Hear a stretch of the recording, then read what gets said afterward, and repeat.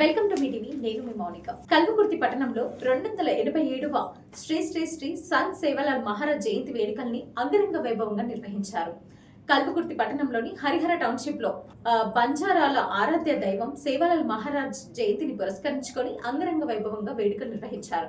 ఈ కార్యక్రమంలో ముఖ్య అతిథిగా ఎమ్మెల్యే కస్టడి Narayana Reddy, chairman, vice chairman, కౌన్సిలర్లు, గిరిజన నాయకులు, ఉపాధ్యాయులు, గ్రామ ప్రజలు తదితరులు పాల్గొని విజయవంతం చేశారు.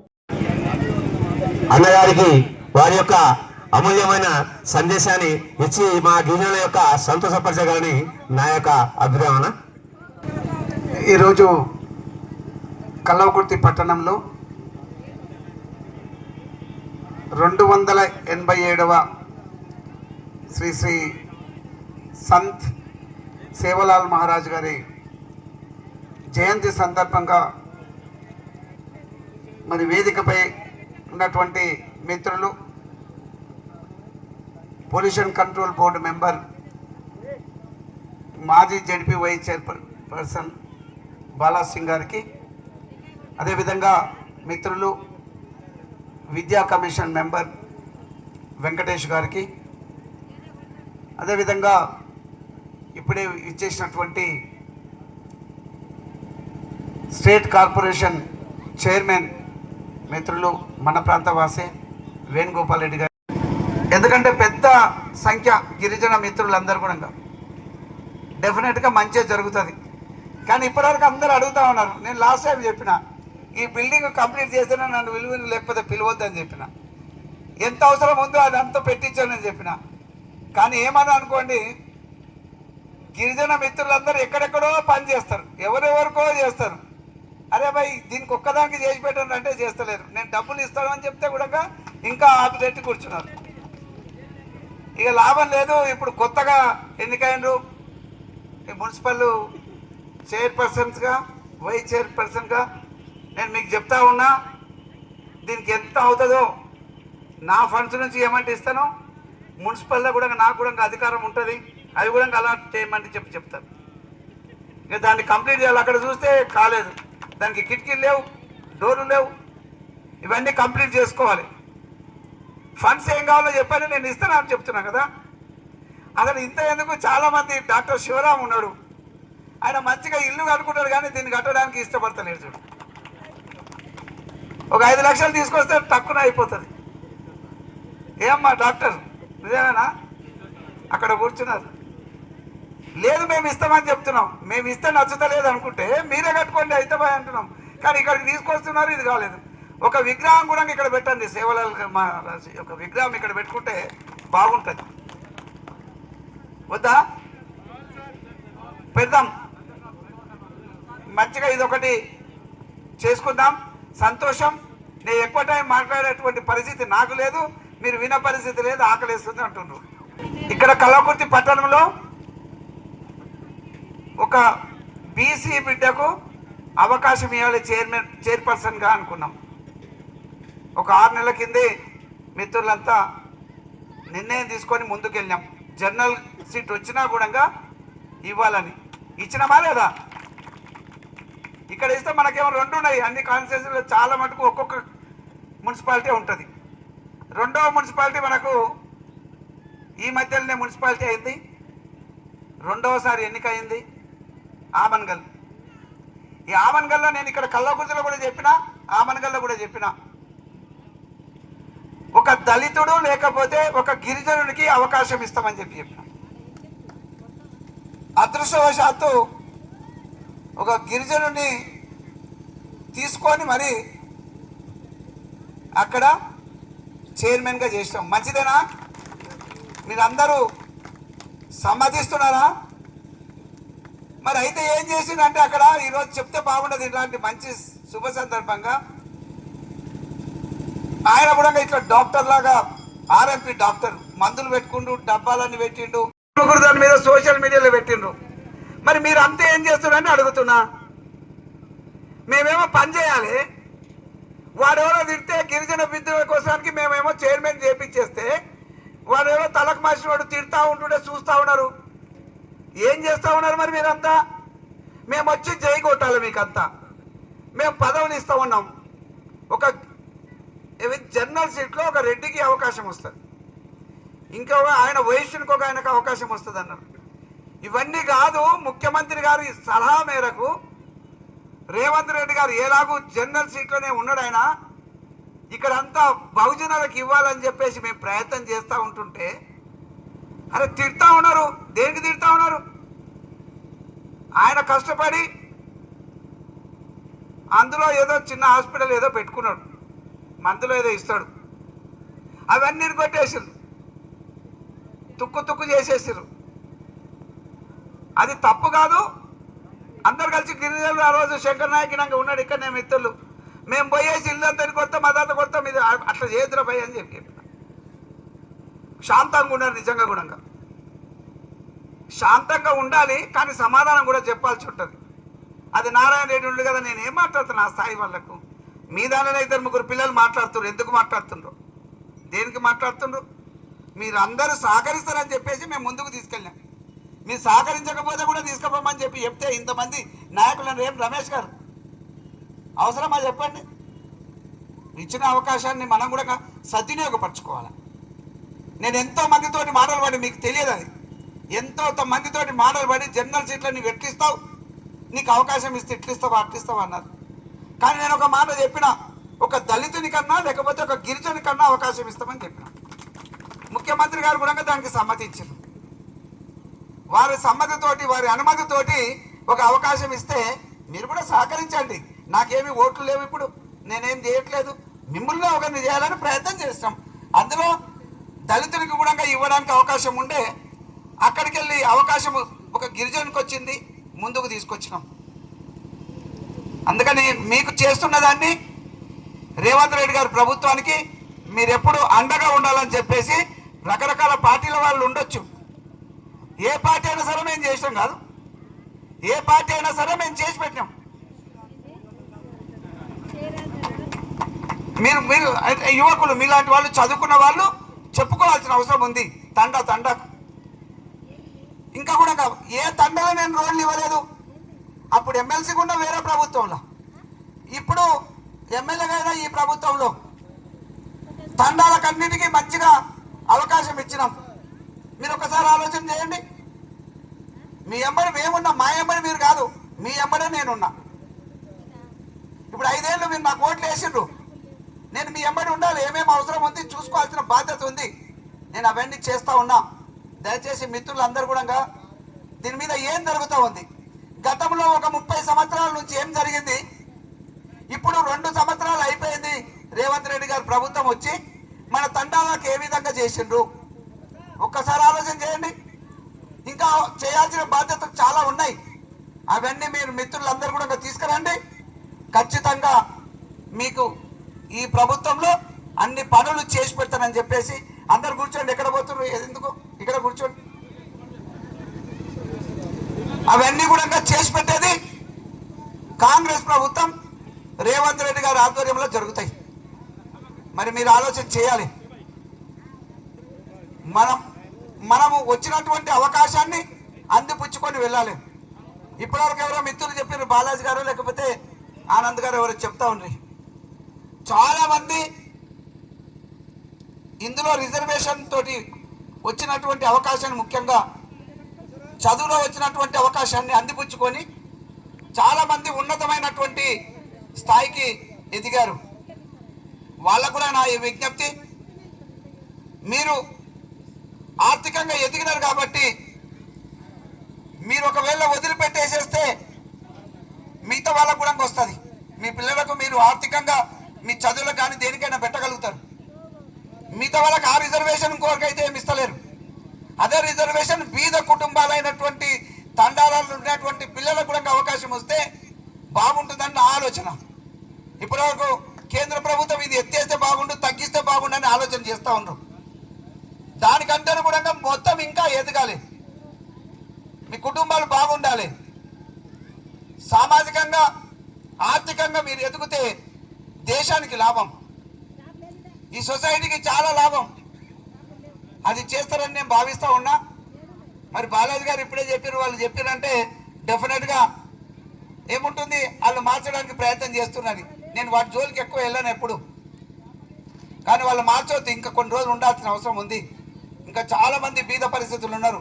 వీళ్ళేమో పాయింట్లు వేసుకొని ఇక్కడ వచ్చిండ్రు, చాలామంది గోసి పెట్టుకొని ఇంకా కూడా ఈ తండాలలో ఉన్నారు. వాస్తవా?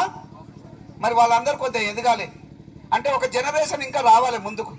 ఇంకో జనరేషన్ ఎదిగితే డెఫినెట్గా ఏదన్నా ఉంటే ఆలోచన చేయాల్సిన అవసరం ఉంది.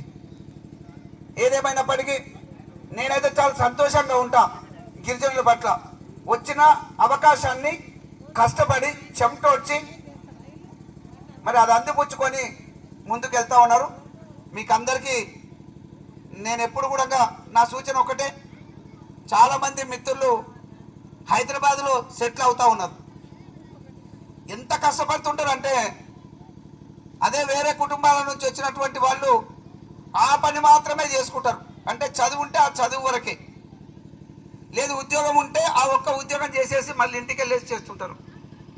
కానీ ఒక పట్టుదలతోటి ఆర్థికంగా ఎదగాలని ఒక పోటీ పడి ఒక పని చేసుకున్నటువంటి టైంలో ఆ రోజులో 2-3 పనులు చేసుకొని సంపాదిస్తూ ఉన్నారు. అది నిజం, కాయ కష్టం పడి.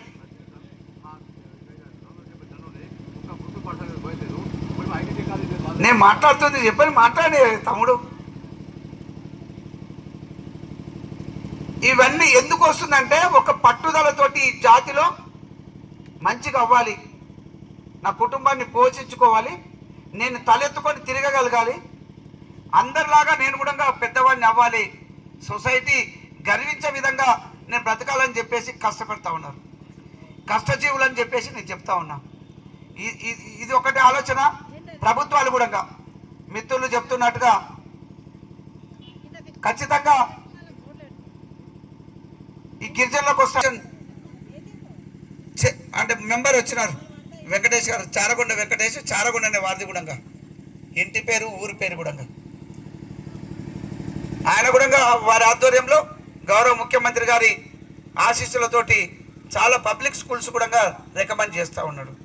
మన దగ్గర కూడా చేసిండ్రు. కానీ నేను ఒకటి ఏం చెప్తానంటే మీరు బాగా వినాలి. గతంలో ఇచ్చిన గిరిజనుల కోసానికి ఒక ప్రత్యేకమైన స్కూల్ కావాలి, హాస్టల్ కావాలి అని అడుగుతున్నారు, అంతే కదా? మంచిదే. అట్లానే దళితుల కోసానికి కూడా నేను చెప్తాను, గురుకుల పాఠశాల అన్నా హాస్టల్ అన్నా అదేనే.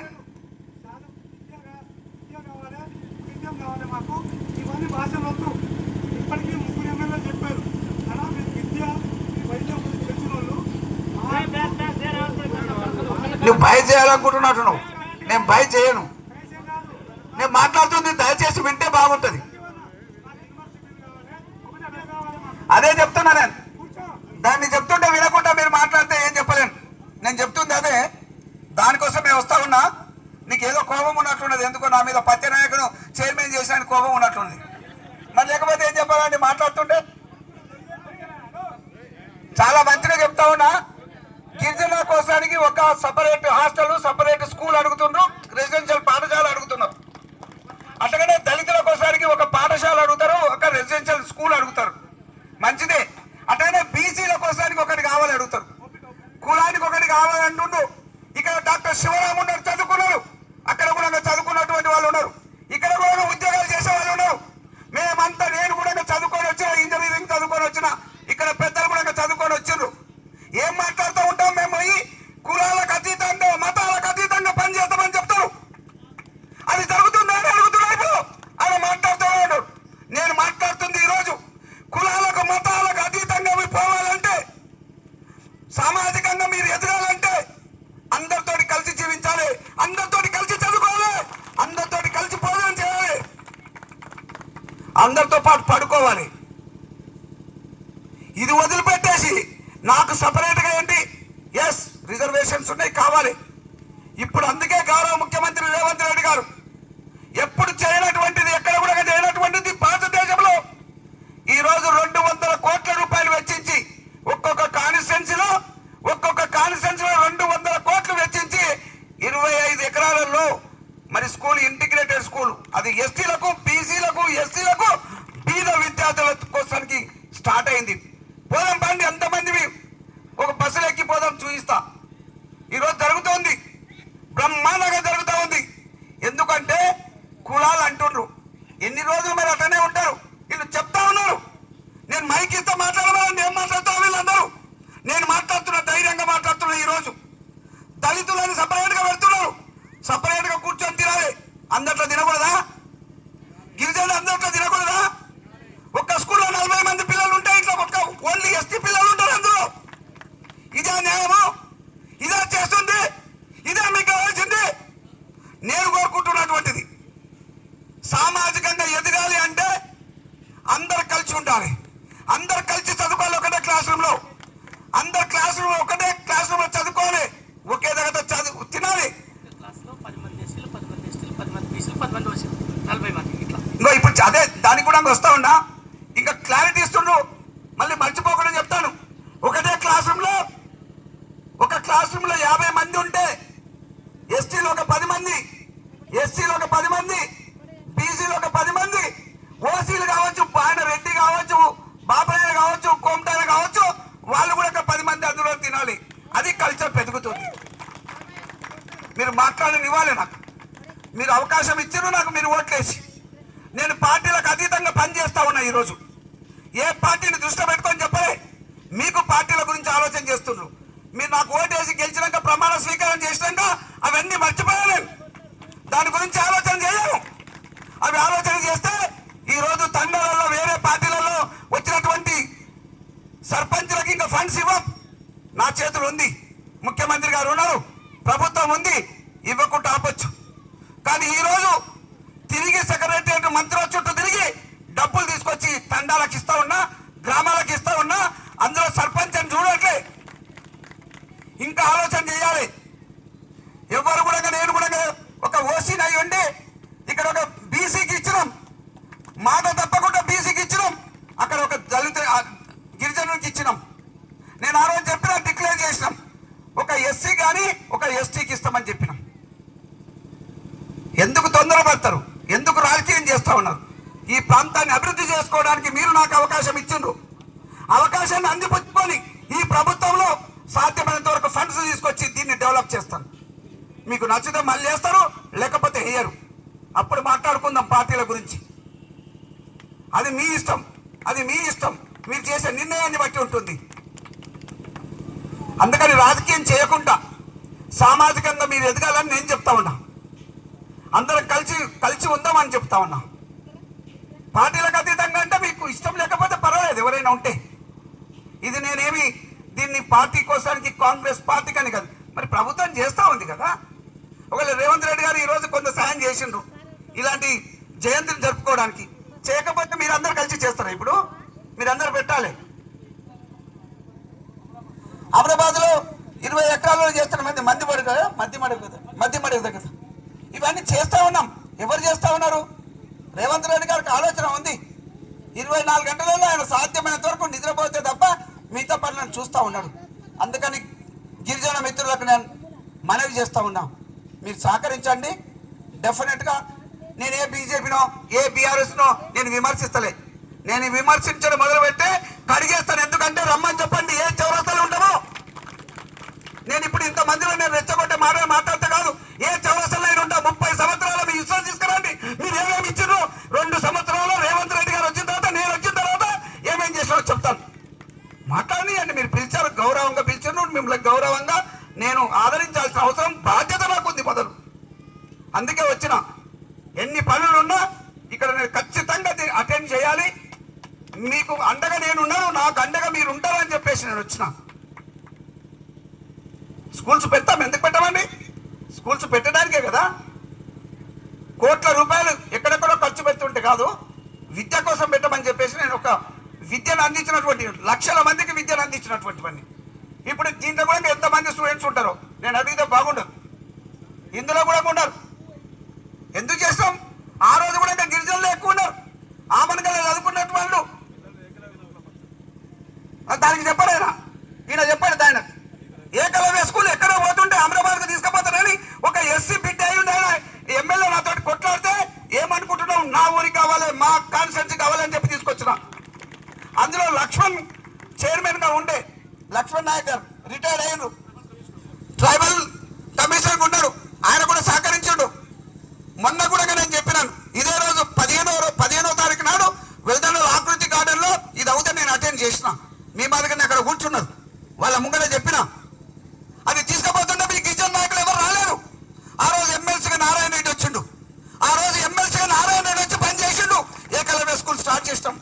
ఈరోజు వందలాది మందికి ఏకలవ్య స్కూల్లో వృత్తి కలుగుతూ ఉంది. వాళ్ళు చదువుకుంటున్నారు. మీరు ఆలోచన చేయండి, నాకు సలహాలు ఇవ్వండి. కానీ కాళ్ళల్లో కట్టలు పెట్టేటువంటిది ఏ పార్టీలో చేస్తే, పార్టీల గురించి చూస్తే ఏముంది, నేను నా పార్టీ కాంగ్రెస్ పార్టీ, ఇప్పుడు నేను చేస్తాను. మా నాయకుడు రేవంత్ రెడ్డి గారు ఆయన చెప్పినవి చేస్తుంటుంటాం. నేను మాట్లాడుతుంది పార్టీలకు అతీతంగా ఎలా డెవలప్ చేసుకుందామని. నేను అప్పుడు బీఆర్ఎస్లో ఉన్నా, దీనికోసం ఇవ్వమని చెప్పిన ఎమ్మెల్సీగా ఉంటే, మొన్న లాస్ట్ టైం వచ్చిండ్రు, ఎంత అవసరం వచ్చినా ఇస్తాం చేయండి అన్నారు. మీరు చేస్తారు, నేనేం చెప్పినా అంటే ఇప్పుడు ఇంకెవరు చేయరు. ఇది నేను అడగడానికి నాకు కూడా సిగ్గు అనిపిస్తుంది. మున్సిపాలిటీ తోటి ఇచ్చేసి ఎవరైనా కాంట్రాక్టర్ చెప్పి చేయమంటని చెప్పిన తప్పేం లేదు కదా. నేను మీకు అవసర రీత్యా ఏమున్నా కూడా ప్రభుత్వం ద్వారా అయ్యేటువంటిది పార్టీలకు అతీతంగా ఇప్పుడు చెప్పినటువంటి మిత్రులకు కూడా అందరికీ నేను సహకరించడానికి రెడీగా ఉన్నా. నేను ఒక్కటి అడిగితే చేయలేకపోయాను. ఆ రోజైనా కూడా మనకు నిబద్ధత లేదు. మరి సంత్ సేవాలాల్ మహారాజ్ నాన్ వెజ్ తింటాడా? తినాడు కదా. పానీయం తీసుకున్నాడా? మీకు తెలిసిన హిస్టరీ. నేను చదువుకున్నటువంటిది మీ అటువంటి పెద్ద వాళ్ళు చెప్పినవి విన్నా. నేను అడిగిన ఒక్కరోజు, ఒక 15వ తారీఖు నాడు ఎట్లాగో శివరాత్రి కూడా ఉంది, ఇవాళ జర మందు మానేసారంటే అందరు మానేసిరా. నేను అడిగిన ఒక ఎమ్మెల్యేని రిక్వెస్ట్ చేసిన, మనలో నిబద్ధత కావాలి.